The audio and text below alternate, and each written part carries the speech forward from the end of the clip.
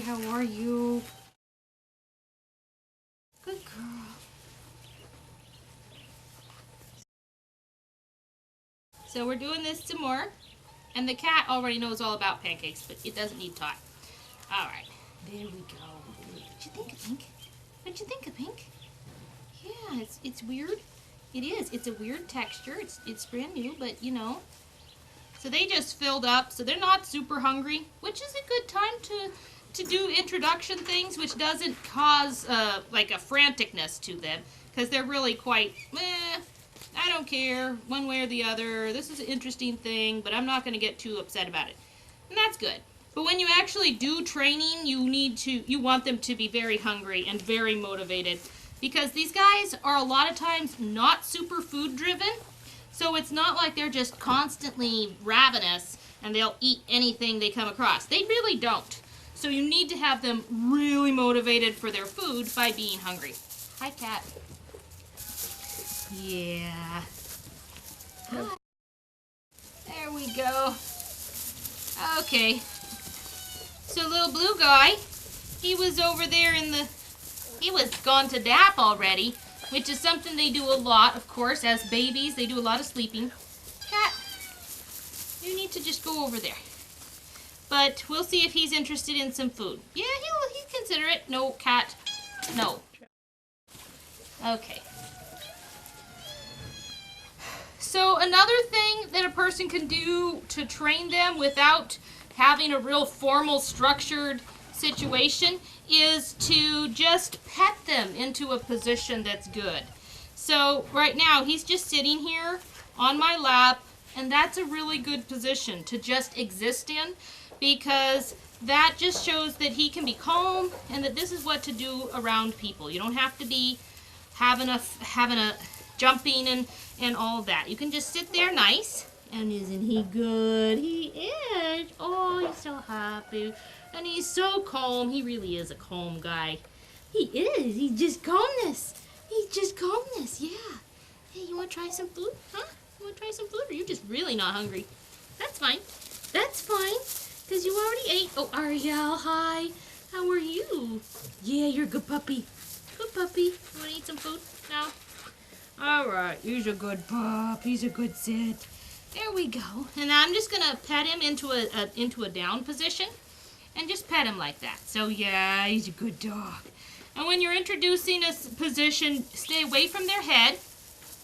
Oh, you want to go somewhere, huh? You want to go in a dark place and go take a nap, huh?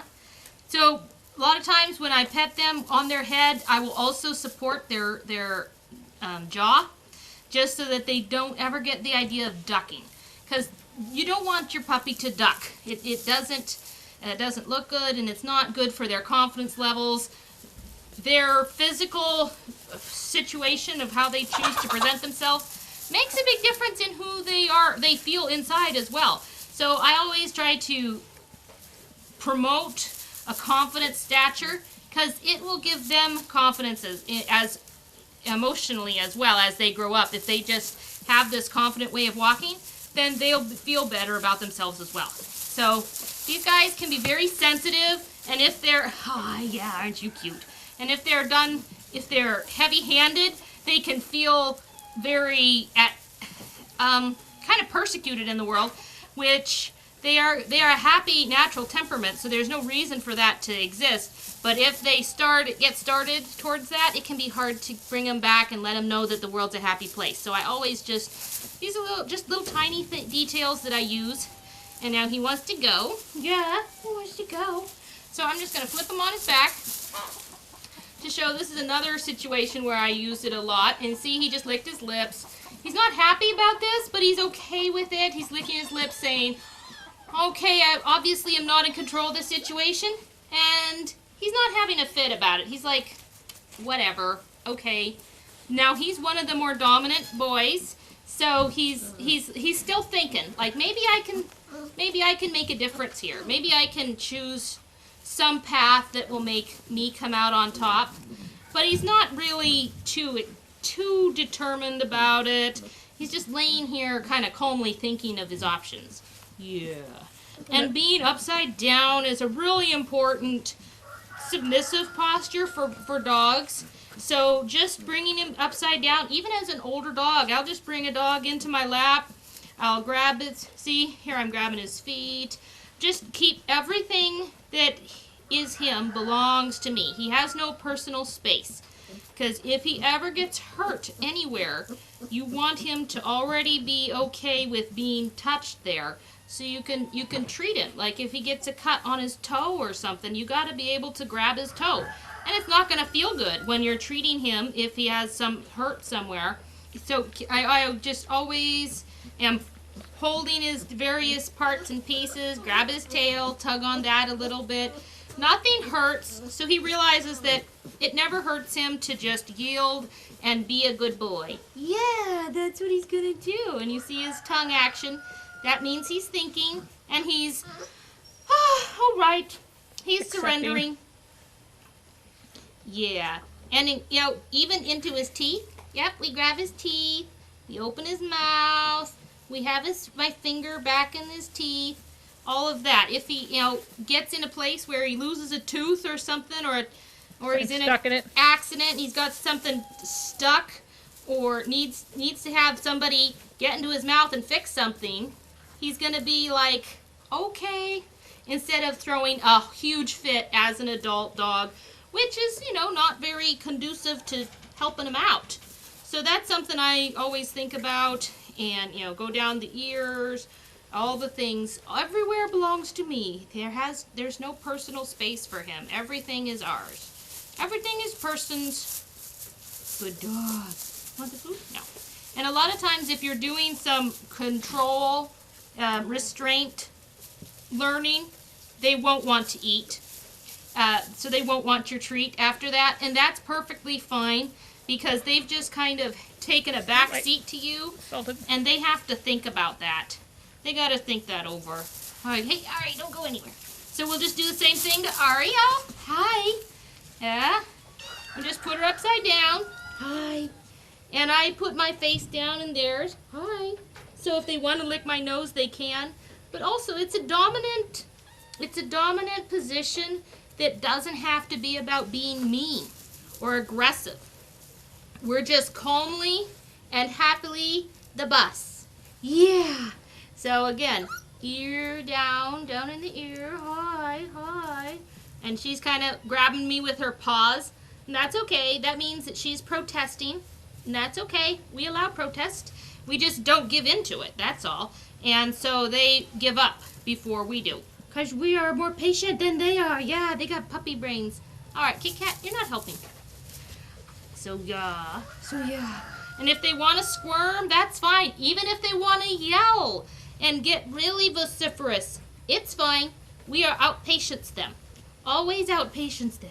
Yeah. And then if they're kind of being calm, we can give them a little belly rub. And belly rubs are great. Belly rubs I encourage, but I don't. You'll also want to be careful that that's not all you ever do with your dog. As a matter of fact, it's like a small margin of interaction.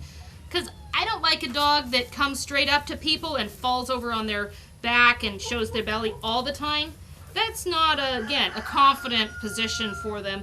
So they need to have that as an option when you're playing and when you're in charge, but not as their default position at all times. But yeah. So we're going to go in her mouth, go back into the teeth. And this is really important to do early because they can't hurt you very much at this stage. Even if they bite down like, ow, that hurt a little. But I'm fine. They didn't draw any blood. Later on, they're totally capable of drawing blood. So it's important for them to get this habit. Right now I'm under her tongue and she's just like, I don't like that. But it goes away because she's patient and it just all ends up to be fine. So yeah. Hi. Good puppy. So there she is. Oh, she wants to go somewhere. Nope, she can't go anywhere. So what we do right now, we're going to pull her out by her tail. Pull. Just very gentle tugging. And that's the thing. When we train our puppies, when they get pulled on by their tail, they turn around and investigate what's happening. They don't have a fit and fly off the handle. I gotcha. I gotcha. There you go. That was a good girl. So they turn around and investigate. And if there's a little kid or something pulling on their tail when they're, 18 years old, they're going to turn around and put their face to the little kid, and the kid's probably going to let go because they're probably like lick its face or something. And that's how they deal with that situation instead of getting mad or panicked. Yes, that's such a good dog. It is. And as you can see, she's just naturally sitting for me. And it just happened. It's not a big deal that we didn't make a point of it, but we definitely reward in this position and, pet their ears forward and tell them how good they are. You want a little piece? You want a little piece? No? Not hungry. Okay. And that's fine. And then we train this. We go, free dog! Free dog! Hey! So I just went and I woke little green guy up from his nap where he had curled up against the barn wall. Yeah, look at you. And this is something that just because they're sleeping, they're not like a human baby, like, oh, you can't wake them up. Absolutely wake them up. This is all about our convenience, not theirs. And it's character building for them to realize that. And they will fall asleep again in a heartbeat as soon as you give them the opportunity. So we just wake him up and hi, hi. And the important thing is just everything be gentle and calm and happy about at this stage. And when they get older, and they start wanting to be kind of rebellious and such, then you have to step up your game and be a little more harsh at times and really make sure that they have respect for people. But that's when they'll kind of show you when that's needed, because they'll start misbehaving and being disrespectful. But right now, what we're just doing is really just overwhelming them, kind of like sunshine, just making them so pliable that they're just like, oh, well, and they don't even think about having a more dominant reaction because they're just used to this. Yeah, so do a lot of manhandling and scrubbing of faces, and then when they're all done, hi, hi. Yeah, he's too tired. He doesn't want it. Okay, you want to be free dog? Want to be free dog? There you go. Free dog.